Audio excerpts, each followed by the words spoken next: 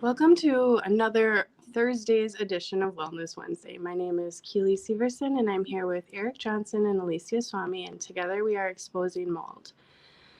So, one thing, we're just going to dive right into it.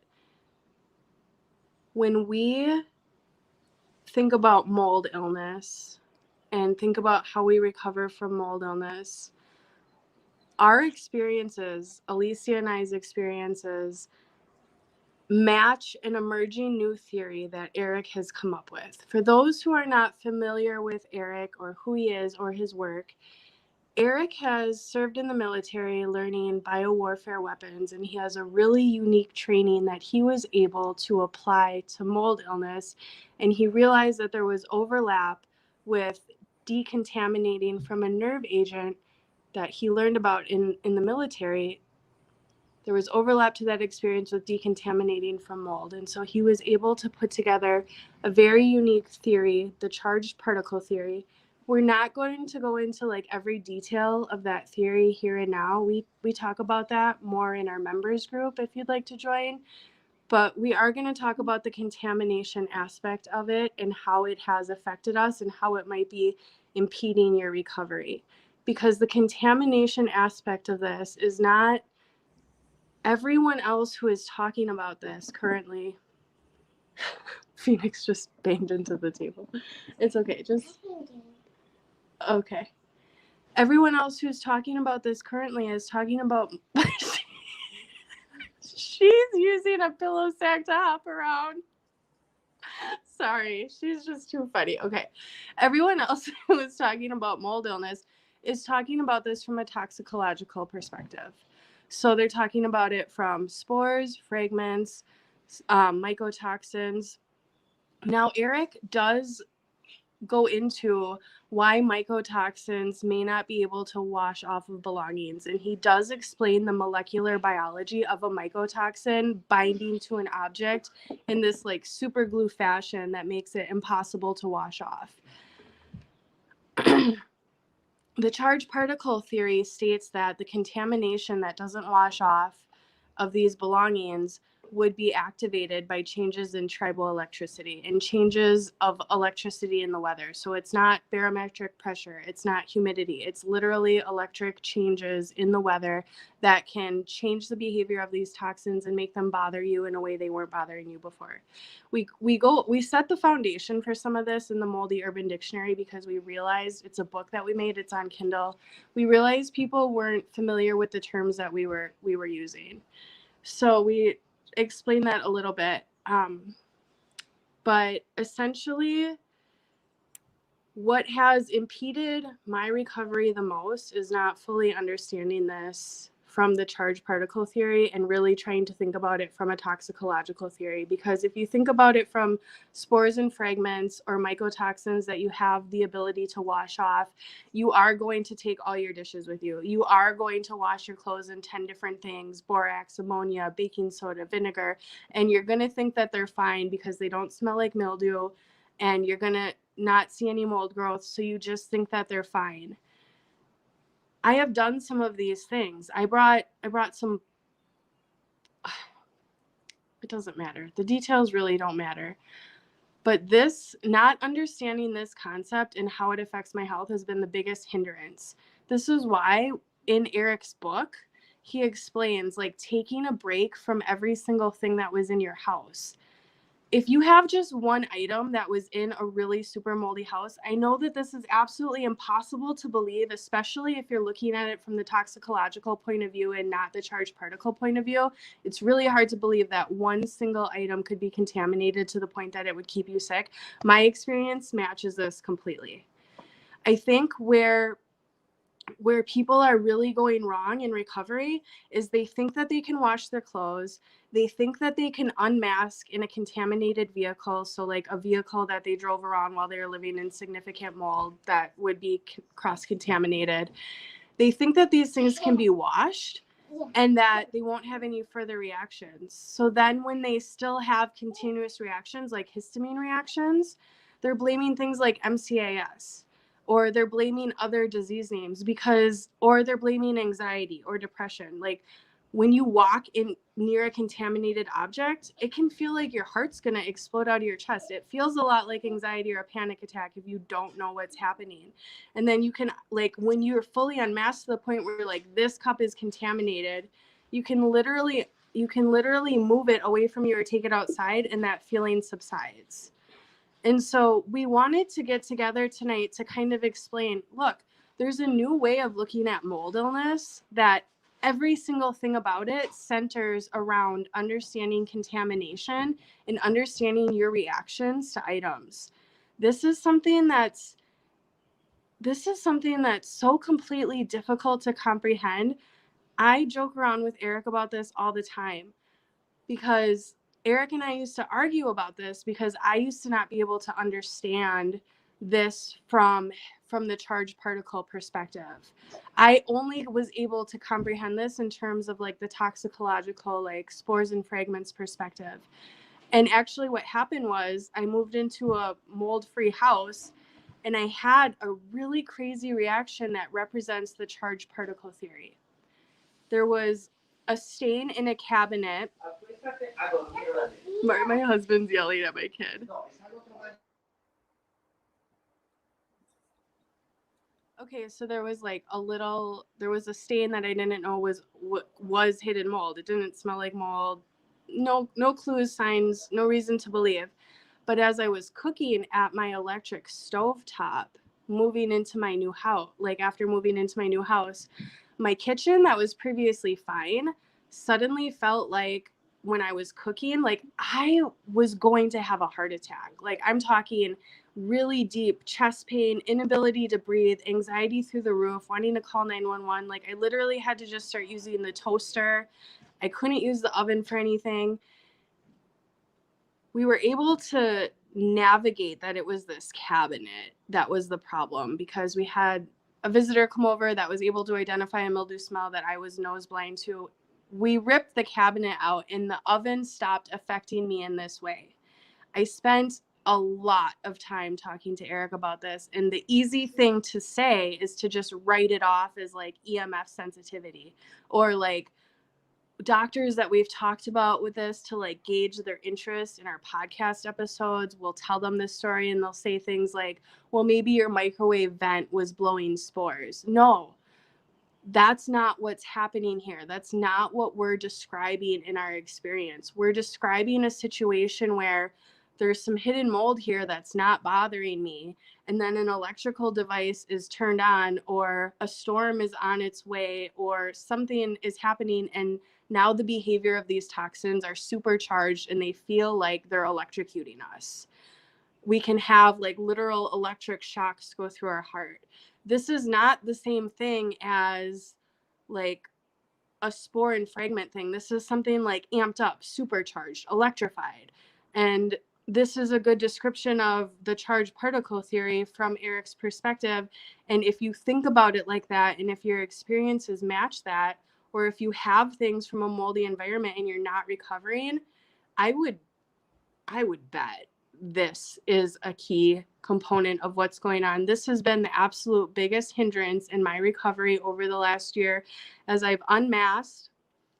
Unmasking means like you've taken a break from enough contamination where now things that you thought were fine and safe in your environment, you're like, hey, that's bothering me.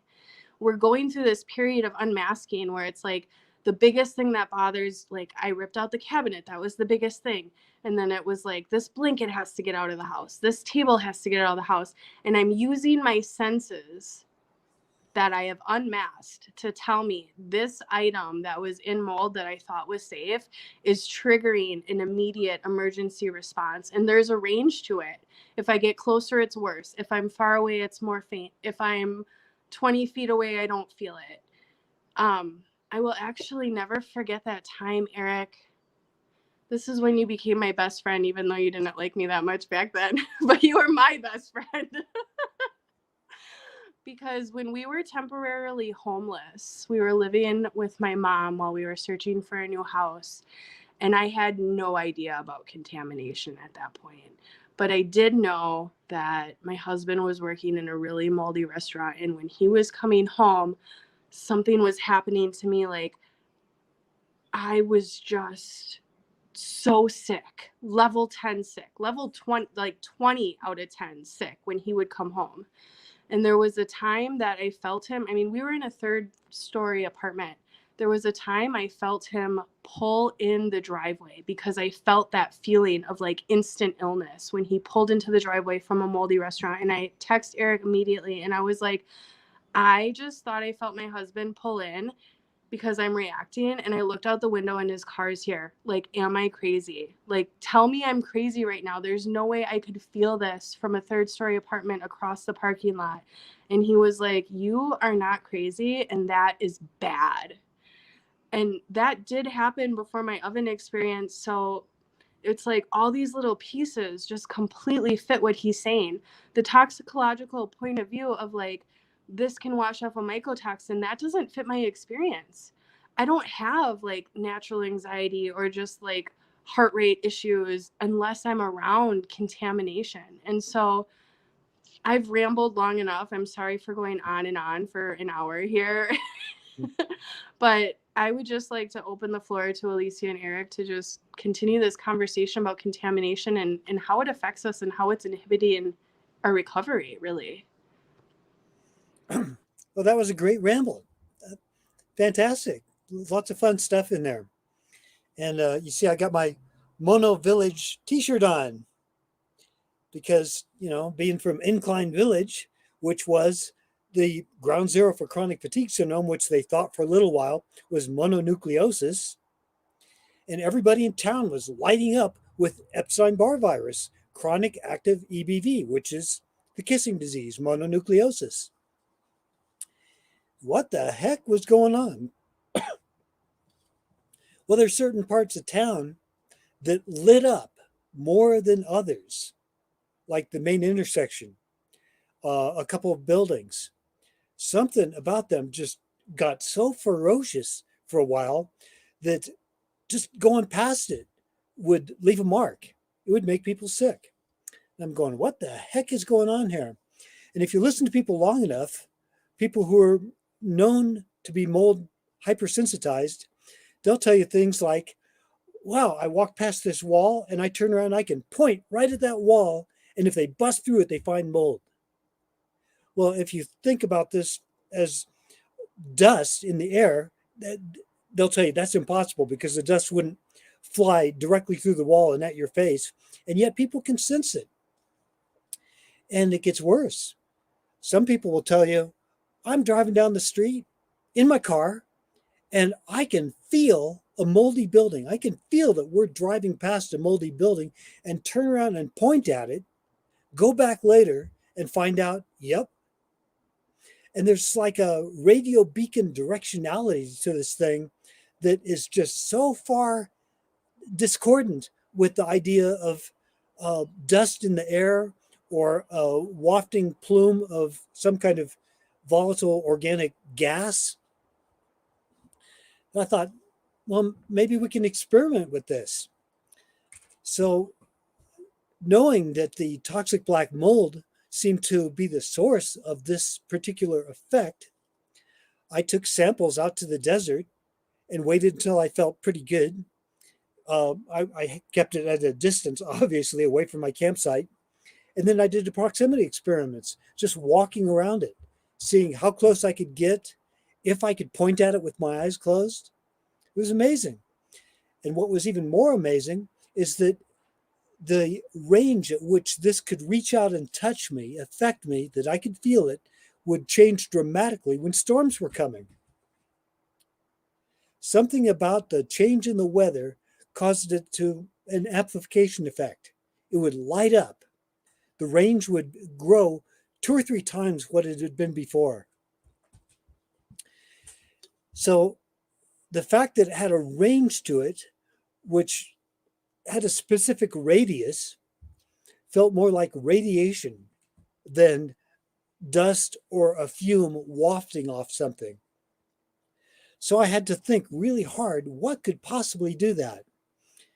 And I'm told that these mycotoxins are an epoxide ring ion dipole structure, a circular structure of charged particles which hold their shape because of their intense electrostatic charge, their submolecular bonds. So they develop a lot of electricity. And that's what cholestyramine is all about, the CSM. It's that it has a positive charge. And when you, CSM is not a drug, it's a little plastic pellet. And when you take this stuff, it goes through your intestines without being absorbed. So it should not affect you systemically. But what it does do is it has a high electrostatic affinity due to its polystyrene backbone. It's a little piece of plastic that puts out so much electricity that it attracts these negatively charged mycotoxins to cling to it, so that if you've got mycotoxins in your body and are trying to excrete them through your intestines and kind of crap them out, to keep them from being reabsorbed as they're passing through your intestines, this cholestyramine binds to them, attracts them like little magnets. And I thought, well, if these little molecular structures have that much electrostatic charge to them, is it not inconceivable that it would respond to change in the weather when there's a lot of differential between the ground sky electrical potential? And if you listen to people who complain about getting sick, change in the weather, they associate it sometimes with the rain. Oh God, every time it rains. But you listen to these people long enough and you'll find that they started to complain before the rain. So they needed another explanation. And it typically gets put on barometric pressure. The lowering of the barometric pressure somehow kicked us into high gear. Okay, great.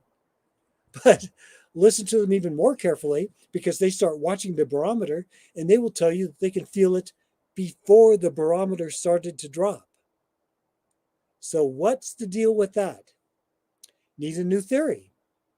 Well, when the atmospheric instability is causing a lot of electrostatic, tribostatic rubbing of molecules and all this potential of electrostatic difference, which is what causes lightning, the ground sky discharge, it's happening to a much more smaller degree, a much more subtle effect, but it's still there.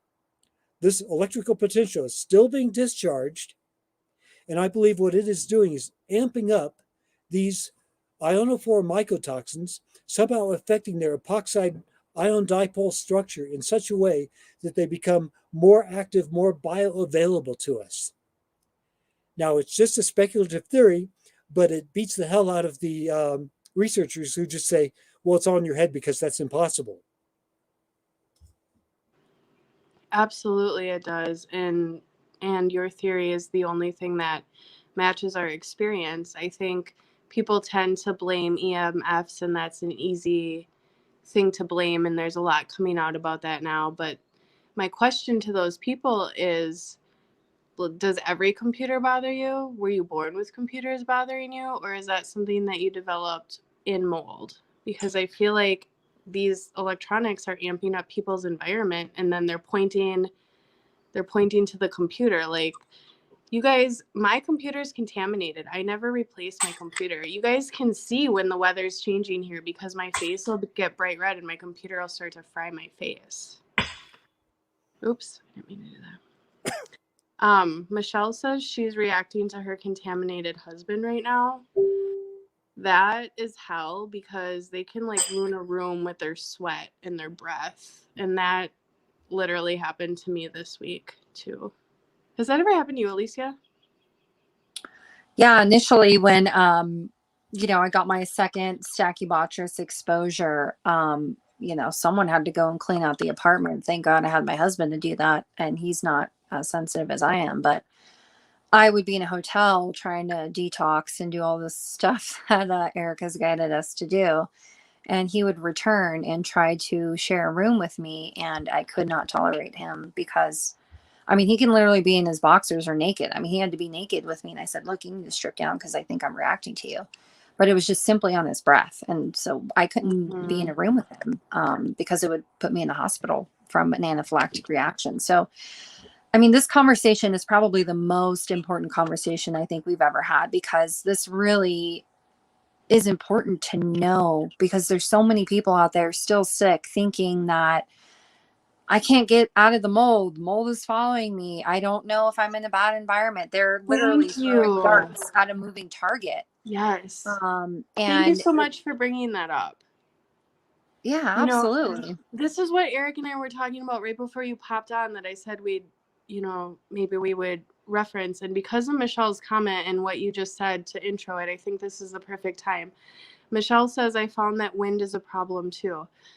The Venturi effect in the Moldy Urban Dictionary basically states that wind coming through a Venturi or a tunnel will have the potential to amplify contamination. So my question that I posed to Eric before we actually went live was, okay, when I first moved to this house, I had a lingering question of if the location was bothering me, because there were times that I would go outside and I wouldn't feel good. And then there were times that I would go outside and I would feel fine. Eric has created this theory of the locations effect. So I was talking to him about, is this my location? I had an epiphany today.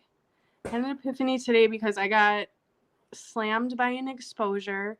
It was on my shirt.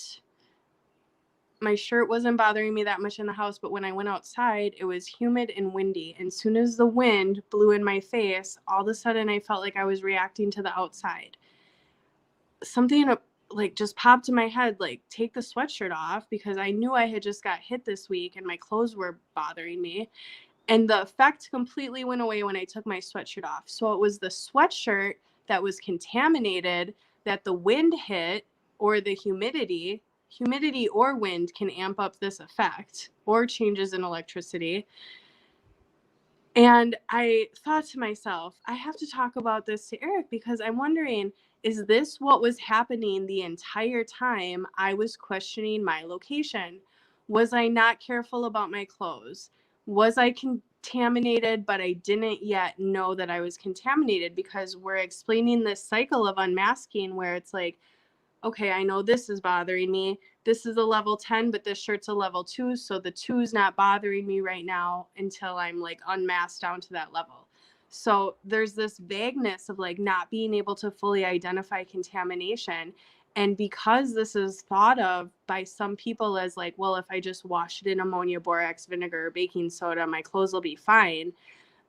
I'm wondering how many people are in contaminated clothing with contaminated items, going outside, getting hit by wind or humidity or a storm rolling in 3 days, and they feel this amp up and they think it's the whole entire location, because they're not understanding that one contaminated item can change its behavior depending on the activity of the charged particle theory.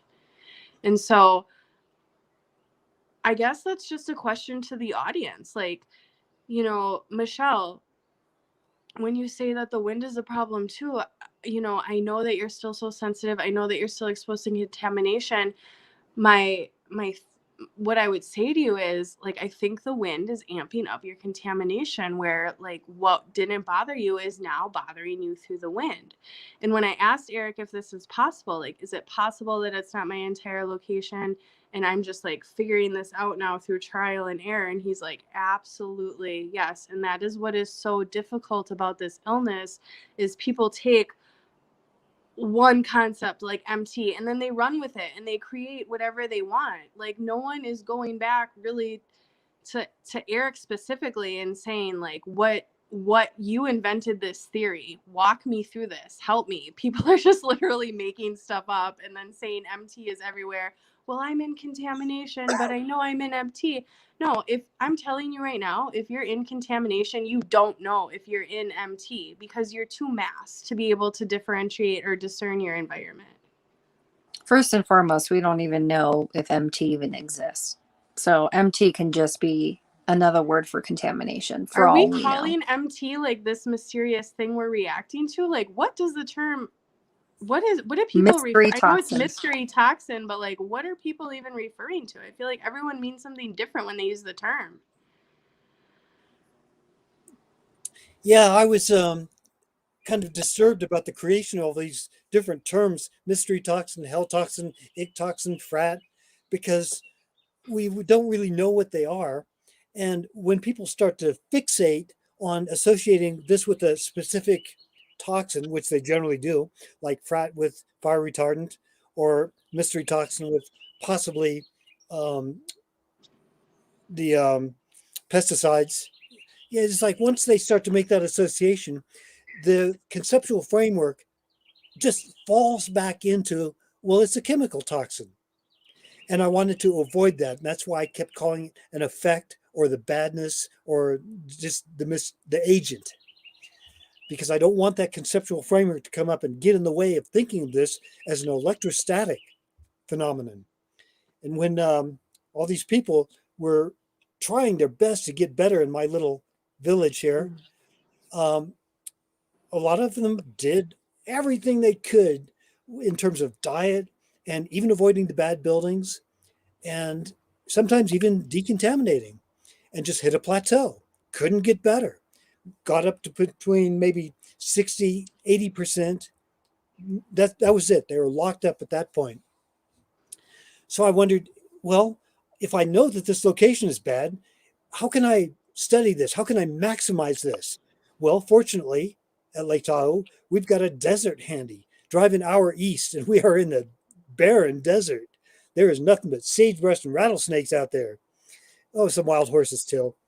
So that's it. You know, if I can get out to the desert, I can test the concept. And it was amazing. And much to my surprise, I met other people out there from Incline Village who were doing the same thing I was. Because if they spent time out in the desert, they could break through this barrier and improve even more. I think So that's so funny. interesting. We had a conversation with an interesting doctor. She was a little loony. Can't wait to release that one for you guys so you can see If we release it, the that's a interesting bad doctor episode. mind. You know, she was saying how it just took her 10 years to figure things out. And I'm like, oh man, I'm so You sorry. snapped on her. It took me about a year to figure it out because I had the best teacher, and that was Eric. Sorry about that, lady. But anyways, this, it's so interesting. And I remember going through this myself. And in the beginning, I didn't really understand Eric's contamination theory, as we all do, right? When we're novice, he'll explain it and it'll go right, over your head. And once you get desperate enough because you're so tired of being freaking sick and nothing is working, you start to resort to these crazy experiments yourself, which I highly, highly encourage everyone to do. But, and it's not just like the wind and the weather change. What was interesting about this experience is we were driving up to Crater Lake thinking, oh man, we're going to get like superb air up here, right? But we had all our stuff from our moldy house sitting in the back, chilling with us. And as soon as we started ascending up that mountain, it was like I thought I was going to die. And I was like freaking out. And Eric, I love you so much. You're just always like accessible. And I texted you right away. And I said, what the hell is going on? I'm going to die. I'm going to call the ambulance. He goes, look, altitude can change these toxins and they can start popping off in the air and becoming more bioavailable. And I was like, holy crap, my mind was blown. And the only thing that helped me was literally turning the car around and going back down to lower elevation. Everything subsided. And so that moment was a pivotal moment for me to be like, I need to study this and I need to understand this, because this is the key that's going to determine whether I get well or I stay sick for many, many years. And it's such a tedious thing. I mean, how annoying is it to have to constantly figure out what's going wrong in your environment? But for goodness sakes, once you find that item that's bothering you and you get it out, it's such a relief, because in that moment you feel like you're going to die. I mean, I want to choke my husband and I feel like I'm going to die at like the same time. I'm like freaking out and I'm a monkey mind. And that happened to me just the other day where I was freaking out thinking my trailer was contaminated. I told you guys this. A wind front had come in. It started getting windy and there was a contaminated book that we had in here. So we just started pulling a bunch of stuff out and bringing things back in slowly. And we discovered that it was that book. Now, if I didn't have this knowledge, I probably would have dumped my trailer. I would have the next day tried to sell my car, get rid of all my belongings. Like, that's just not financially viable for people like us. In mold avoidance, it makes me so sad when I hear people say, I've lost things like 2 to 3 times. I've been in 20 homes and I just can't get better and I don't know what to do. Contamination is that missing piece. And you really have to master that. And the only way you're going to master that is looking to your senses, really understanding your body, knowing that when you have these reactions, okay, stop. What's going on in my environment? Did I have something that I possibly brought that's contaminated? Is there something that's contaminated that I don't know about? Because there are things that you can buy in a store that are already contaminated. So I think people think that, oh, I'm going to throw out my stuff. I'm going to go buy things in a store and I'm safe. No, contamination can happen anywhere with anything. And so you just have to be on alert and follow your senses and feel things out and figure out what the root problem is. Get that contaminated item out of your space right away, decontaminate, and you're going to find so much relief. And Eric, it's because of you. And that's why a lot of people are succeeding who decide to go to the extreme that we do. So. Yeah, thanks, Eric. Thank you for answering all my text messages, even when I was being mean to you and helping me understand all this. I mean, I was like mold raging on you to the full degree. Like, I don't know how you didn't block me. You're a trooper, man. You really are. We love you, man. And I love that you had your Modelo on the conversation. You're so awesome. You're such a gangster. We're going to go to our comments here. Oh, you got another one. All right. I wish I had some. You guys feel free to pop up a drink and while you're watching us throw down on our live here. We're going to go to Elizabeth. She says, what about 5G poles? I have 3 houses down, or is it just the weather? Well, electricity is amping up the effects too. So it's not necessarily the EMF theory, how Klinghardt says, or how some other EMF people say, but there does seem to be the same effect of electricity amping up contamination, which still comes down to contamination, because if the contamination isn't there, the electricity doesn't bother you. Can you guys hear me? Sorry. I've seen so many comments from a lot of experienced avoiders say, I healed in this house and there was a whole, 5G electrical station or whatever, I don't know what to call them, poles everywhere. And they were fine. And so it seems like that exposure to the mold or carrying that contamination can be amplified by these different things. So it's not necessarily the 5G per se. We had the director of Environmental Health Trust on, Theodora, and she focused on EMFs being a major cause for her illness, but we found out she's a moldy. And we're like, oh man, okay, well, maybe that was your issue there.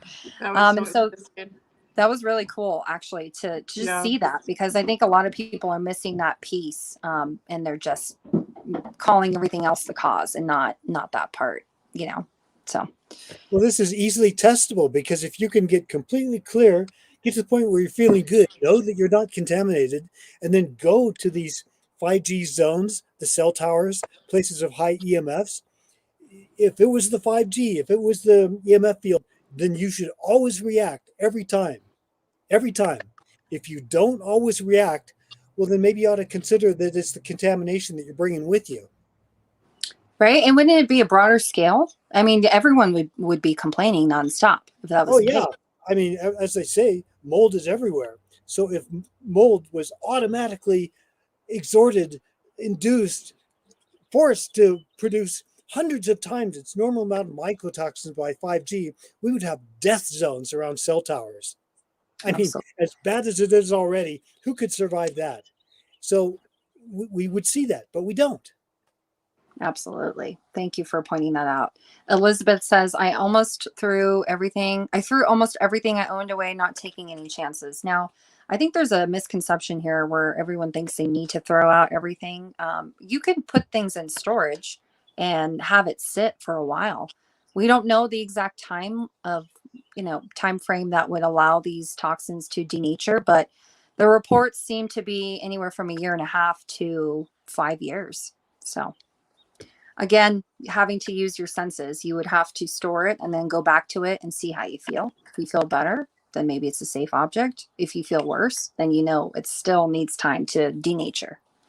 Yeah, if I had money, I'd rent a huge storage area out in the middle of Nevada, and anybody that's throwing things away, call me. I'll come take it, put it in the storage for a couple of years, and see if it dies down, and I can sell it. Hey, that's a good business. I All have right. some stuff to ship to you then, Eric.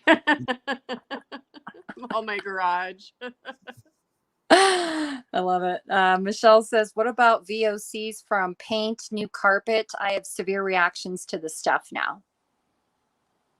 Yeah, well, I became a universal reactor. I was reactive to everything, not just mold.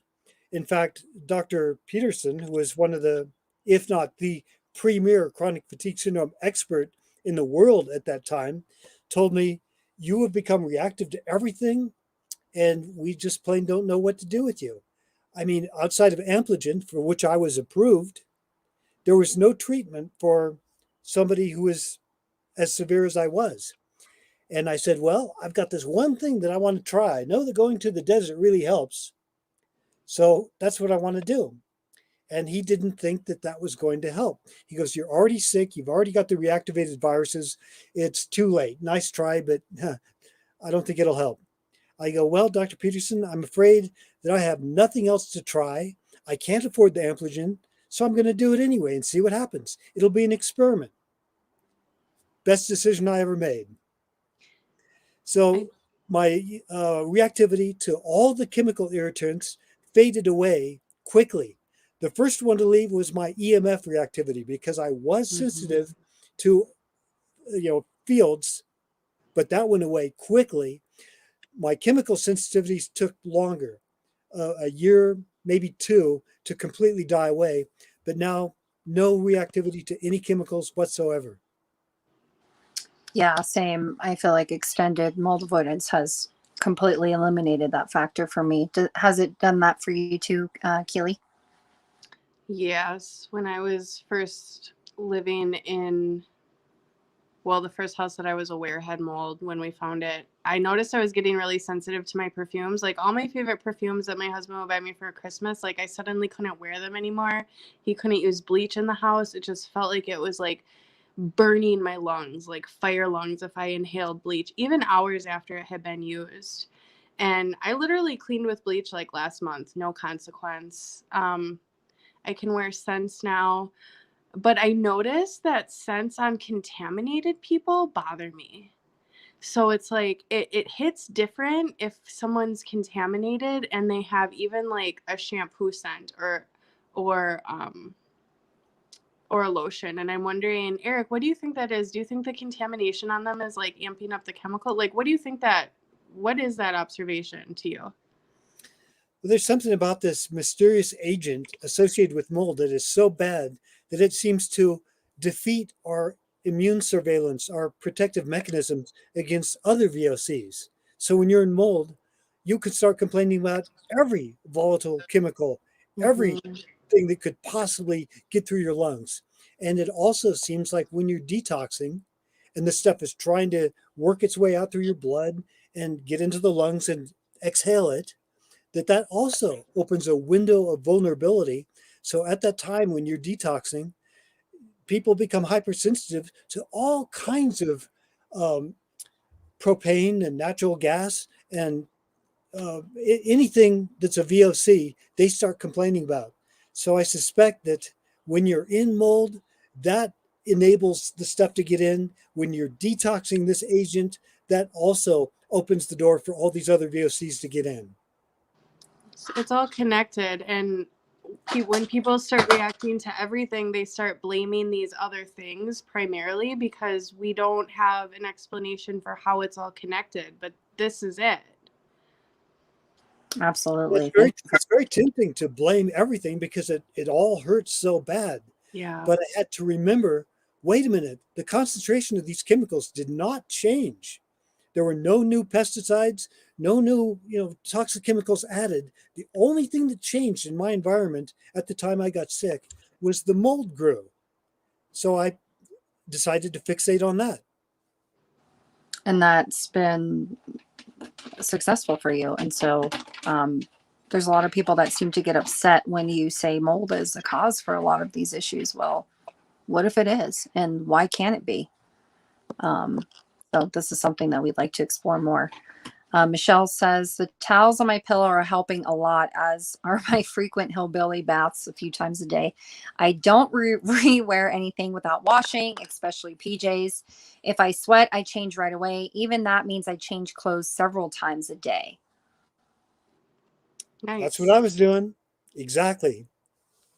Yeah, I think Michelle, she had a one-on-one with us, right? So we helped her devise a plan, and I'm really happy to hear, Michelle, that the plan that we helped you devise is working and helping your situation. Well, she's in intensification right now from doing the bit of avoidance that we've been working with her on, because she's saying she's reacting to everything. I mean, she always did. She was already, but when you start to unmask, so you take a break from the mold or the contamination or even the majority of it, and then you re-encounter it, it hits you so hard it almost knocks you out. And it can be so confusing when you're reacting to everything and you feel like you're more sick when you're supposed to be better.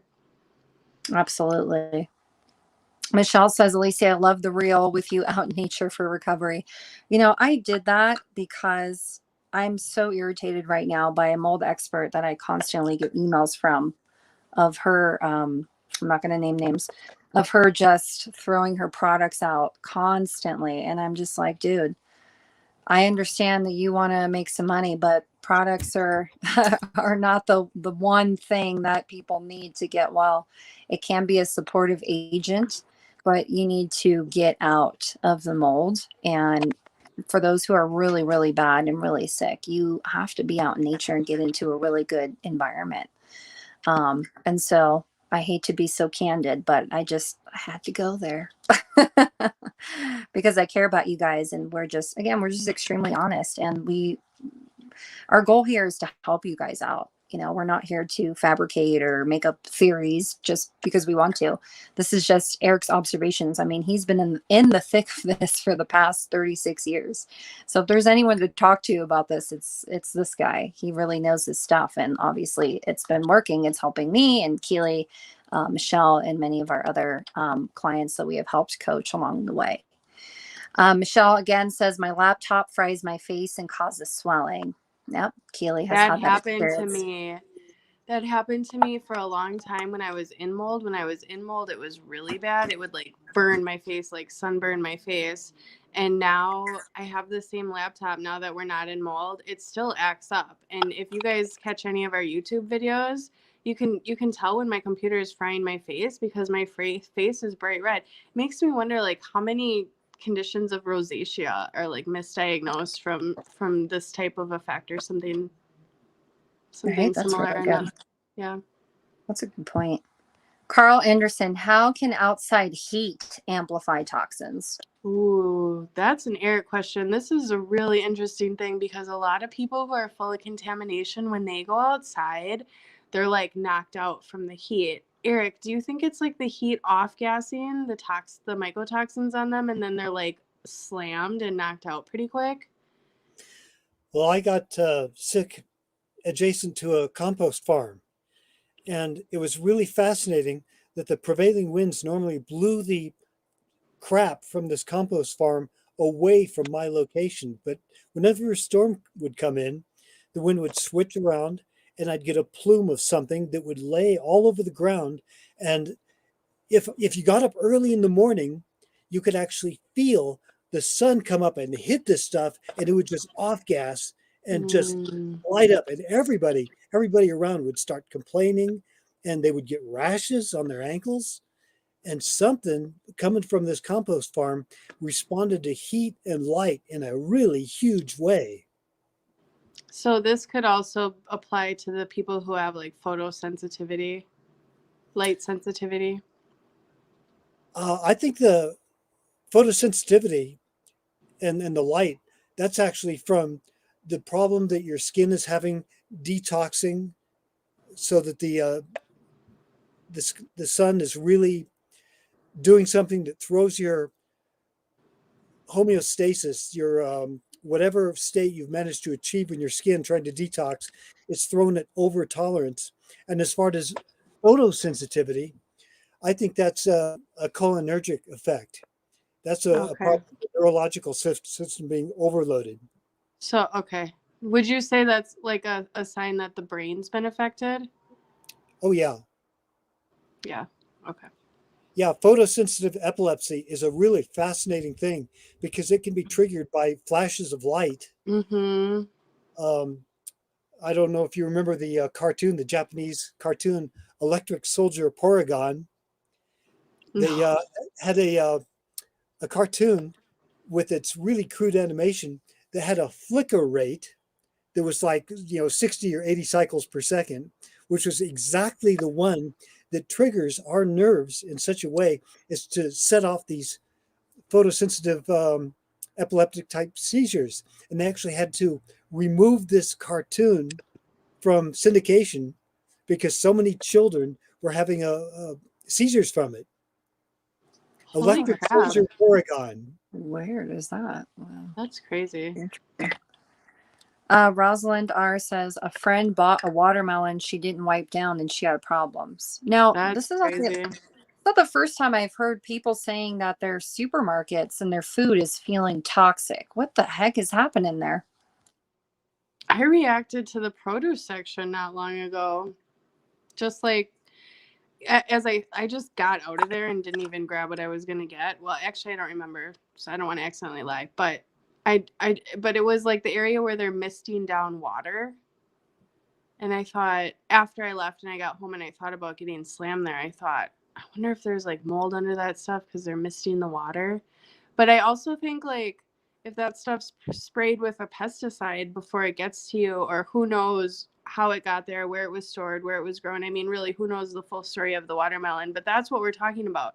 One contaminated item that you can literally point to and say, this thing is keeping me sick, get it out of my house, and then literally feel different when it's out. That's a perfect example. Yeah, Dr. William Rea down in Texas, his patients would complain about that. They said they could actually tell if a piece of produce had pesticides on it by touching it. Wow. By touching it. Interesting. That's insane, man. This gets really complex. We understand. I mean, this is just crazy to have to go through. Judy says, I had things sitting for more than 10 years and I've gotten very sick being around them again. Whoa. Things like photos and papers. Yeah, I've heard that back east, people are not getting the denaturing effect that we get out in Nevada. That's why I think we need a storage unit out in the middle of Nevada in the most hot, barren area, so these things can get a lot of air circulation and really get that 100-degree heat to them. Interesting. Oh, that's good advice. Marianne Magnus Leroy. Wow, I love your name. Does paper denature in 2 to 5 years, or is that a no? Well, we just heard Judy's been dealing with a 10-year issue with her papers. But don't forget about Eric's book. Eric saved his first edition Mark Twain book after 5 years, and he didn't react to it. Got a whole set of them. Got the whole, 30 volumes. That's so cool. I love that. Including my 1854, The People's Medical Lighthouse by Dr. Harmon Knox Root. Wow. That's my prize. 1854, a medical book that talks about sick building syndrome. How cool is that? That's so cool. Well, we're going to have to post that.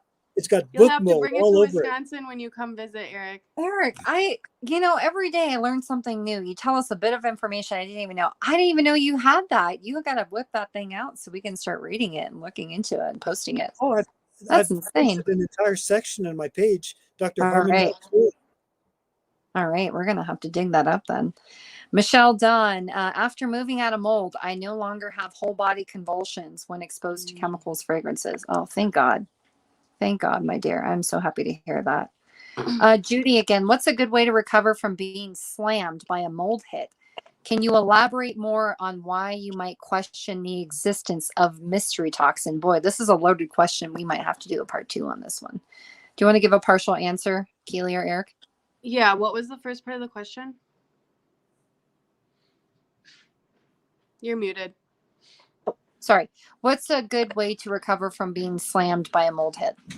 Okay, so Eric taught us his decon protocols that he learned in biowarfare training, like how you would decon from a nerve agent. So the first thing that we all do when we get slammed is we come home, we take our clothes off, we get them in the washer, we take a shower. And then also be vigilant, because if you're like slammed, like your sweat and your breath might bother you in the middle of the night or when you get sweating. So you might have to be conscious about like multiple showers, multiple changes of clothing, depending on how bad it was.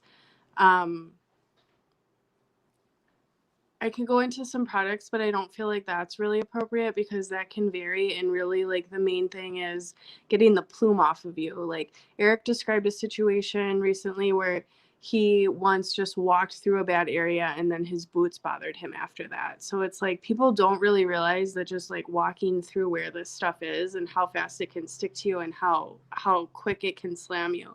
So following a decon protocol is the absolute primary thing that cannot be missed. And then also like being aware, can you keep those clothes after? Like Eric has told us, when you know you get slammed, like wash your clothes right away, or submerge your clothes in a bucket of water to like wash soon.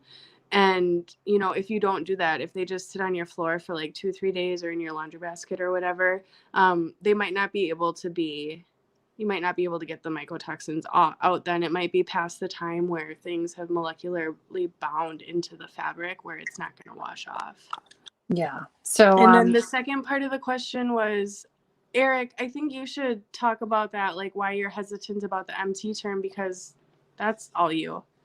Yeah, I don't question the existence of mystery toxin or hell toxin. Yeah. My question is the way the conceptual framework, the way it says mystery toxin, immediately brings up a conceptual framework of a chemical, of a VOC. And that limits the imagination, so you don't think about the charged particle effect, the electrostatic effect, the idea that this must be some kind of electric phenomenon that is completely outside the realm of what we think of when we hear the word toxin. Thank you for that. And for those of you listening and are just tired of being sick and going round and round, we are available for consults. So you can meet with us and we can help you figure out a decon protocol that would work for you depending on your situation. There's so many variables to consider when doing this. And so we really would love to get to know you and help you out with that. So feel free to check us out, exposingmold.com/consultations. Alex Wilder says, can antibiotics help? I think after all that we have said today, this is not like a bacterial fungal issue, but those things can happen after exposures, right? Because mold is suppressing the immune system, so allows the floodgates for anything to happen in the body. So it's not necessarily a solution. Antibiotics cannot cure hypersensitivity. Unfortunately, there is no cure at this point in time. It's just learning to live with it and learning to navigate your environment by using your senses. Did you guys want to add anything to that? If you have an infection, by all means, treat it. Can you hear me? Yeah, we can hear you. Okay, I'm just saying that if a doctor detects some kind of bacterial infection and wants to prescribe antibiotics, I certainly would not refuse it. Of course. I mean, it makes sense to me. I've taken antibiotics. I've had tooth infections, and it helps. So that's great. But that's not addressing the root core of what we're calling mold illness. Right. Perfect.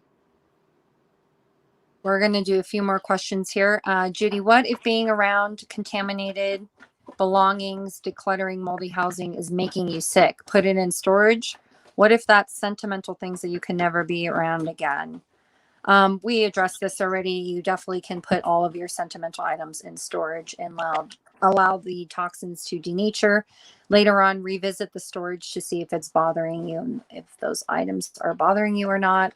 that will be the determination whether you can bring them back into your living space or not. So Is this the same person who took like a 10-year break from her papers and is still reacting? I believe so, yeah. So I would have some questions for you, Judy. Like, I would want to talk about this with you more than I could give you an answer, because my question is like, are you still exposed at all currently? Are you in mold? Do you have contamination on you? Like, I have a lot of questions to like screen if you would have contamination on you, because I'm wondering if there's an interaction between your belongings and you when you're going there. Are you like amping them up? Like, I don't know. I mean, that's a really interesting predicament, that it's like you've had stuff in storage for 10 years, it's still bothering you. You have this question about like, can you preserve stuff? Eric was able to preserve books and revisit them after 5 years, but he was like extremely following like contamination and avoidance strategies. So I would want to know where your understanding is on that level to help like point out what you might not be seeing that could be affecting you, because it sounds like something else is going on if things are bad for 10 years. But she's also out east, and Eric said there's a lot of algae out there that people seem to be reacting to, or I don't know if it's algae, but maybe it is.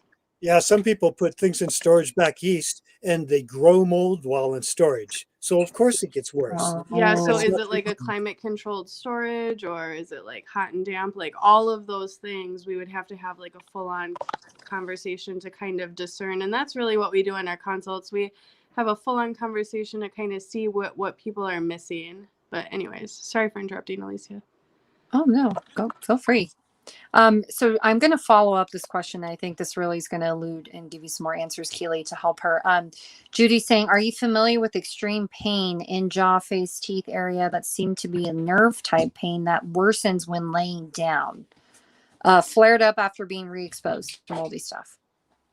Well, I think it sounds like it could be trigeminal neuralgia, but I'm not 100% sure. That's just a guess based on nerve jaw pain. But you're going to have a lot of problems with nerves with contamination, because as Eric describes it as an anticholinergic agent, this is a nerve agent. It's going to affect your whole entire nervous system. So that includes your brain and all your nerves. And the way that manifests on people is anywhere from small nerve neuropathy to feet neuropathy to jaw pain. I've absolutely seen people in mold with chronic jaw pain. That's something that I've seen in my clinic. So I would say it absolutely could be connected. Yeah, that needs some real study. I'm not the only person who've noticed an increase in oral galvanism, the electrical currents. The mouth is basically like a battery. There's a differential in the electric current between your metal restorations and the saliva and the way that your body grounds out these electrons. So we've seen people who are living in mold that for some reason have so much oral galvanism, so much electricity in their mouth that their mercury fillings are melting away. Their metal restorations corrode like crazy. Porcelain fused to metal crowns have a blue line at the gums where they're literally just deplating and turning colors. And this seems to be affecting the nerves, and the teeth have a lot of nerves that go directly to the brain. So if you talk to a conventional doctor or even most mold experts about that, they'll go, no, that's just a regular effect, secondary effect from feeling bad in mold. You've been poisoned, you're toxic, so there's no direct connection. I think there is a direct connection. I think when you're inhaling this stuff, something about the electrostatic effect that's released is going right into the tissues and touching this off. And I had that in a really big way. And when I made the decision to get out of mold, I had abscesses on about 5 teeth for no apparent reason, got out of mold, and within a couple months, all resolved completely on their own. Wow, that's incredible. Thank you for that story. Elizabeth Mosher, how do we get Eric's book? You can find all of the books on Amazon.com. Kindle Moldy Dictionary is up there. So is the, what is it, the Mold Avoidance book, Eric? Well, that's Lisa Petterson's book. She collected a whole bunch of my quotes and assembled them into a book. And it's really important to understand that I didn't do this to try to become a mold guru. I stumbled into this weird effect and I wanted to get study. And all those posts were really an attempt to get researchers to respond so that we could discuss these concepts that Alicia and Keely and I are going into because nobody else will. Yeah, and I just want to say thank you, Lisa, for writing that book and at least getting that information out to the people. We really appreciate that. Carl here. Thank you. I've had 2 locations. I recovered close to 100% over the winter. Go bad right when the temperature started to get over 70 degrees. Seems like the toxins are doing a similar thing to what Eric mentioned. Would there be a chance of this dying down while the temperature is still hot, maybe in a period of weeks or even a few months? I have definitely seen that. Absolutely. So you feel like the toxins would die down after an extended period of time being hot, basically, right? Right. The problem is, what about the source point, where it came from? If that doesn't go away, it's going to reoccur. That's a good point. Marianne, Magnus, Leroy, do you consult on remediation? Yes, we do. Feel free to check us out, exposingmold.com/consultations. We can do consults on remediation and mold testing for home and health. I have Michelle. She said antibiotics make me worse. Eric, do you know what's going on? Why does antibiotics make some people worse? Is it just adding to the chemical load in the body? Well, a lot of people have severe dysbiosis, all kinds of intestinal problems. And when you take antibiotics, it messes up your intestinal flora. And you can almost count on people having problem with that when they're already struggling trying to detox.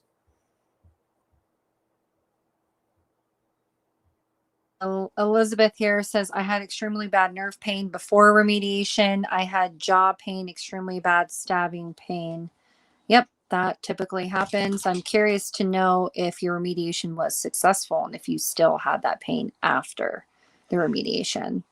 And I believe that mold exposure sets off bruxism in a huge way. People in moldy places tend to grind the crap out of their teeth.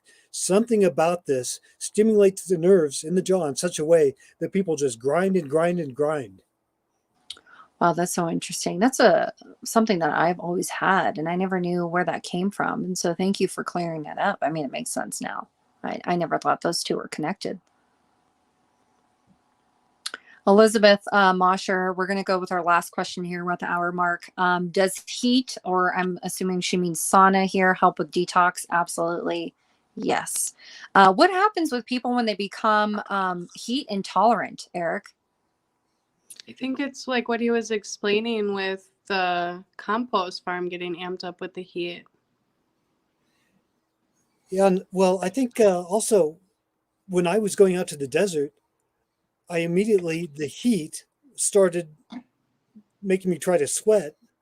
This lowered my toxin load. I felt like the tissues, where I've got all these stored toxins from years of exposure, is trying to get out. So as it got out and got on my skin, I became reactive to my own sweat. Mm-hmm. So I I've had to take a lot of showers. had problems with heat like my whole life, but I've also been in damp buildings my whole life and not really making the connection. But I've had a thing where like I can't be out. I just get lightheaded, dizzy, faint, weak. I just want to go inside. After 6 months of intensive sweating in the desert, that finally passed, and I had no further problem with heat, and even my cold intolerance went away as well. And what was really peculiar about that is I just suffered so badly, got Raynaud's. I couldn't make a snowball because my hands would turn white. Just no tolerance to cold at all. And all of a sudden, one day, I woke up in the morning and my hands were warm, and I couldn't believe it. And it had just snowed. So I ran outside and I just started making snowballs for the fun of it with no ill effects. That was amazing. That's super sweet. Yeah, I mean, I feel like I've had that same issue too, where I mean, it's literally 70 degrees in the house, and I'm like, I need a sweater. I'm freezing. Yeah. Like, it needs to be like 85 degrees, and I'm good, you know? For sure. But yeah, that's so interesting. So just Man, that must have been painful. Just thinking about it, just you out in the desert sweating every day. And then as soon as that sweat comes out, you're reacting. You got to hop in the shower and you're just doing that all day. You know what? Sometimes that's what it takes, and you got to just do what it takes to get well. And we understand that this is so complicated. I mean, this is so complicated and nitpicky, and you have to run your own experiments and you have to know what to look for and you have to know what you're doing and you need someone to guide you, and we're here for you. So again, if you guys need help with your journey through mold and controlling contamination, we are here for you. Check us out, exposingmold.com/consultations, and we'll see you guys next time.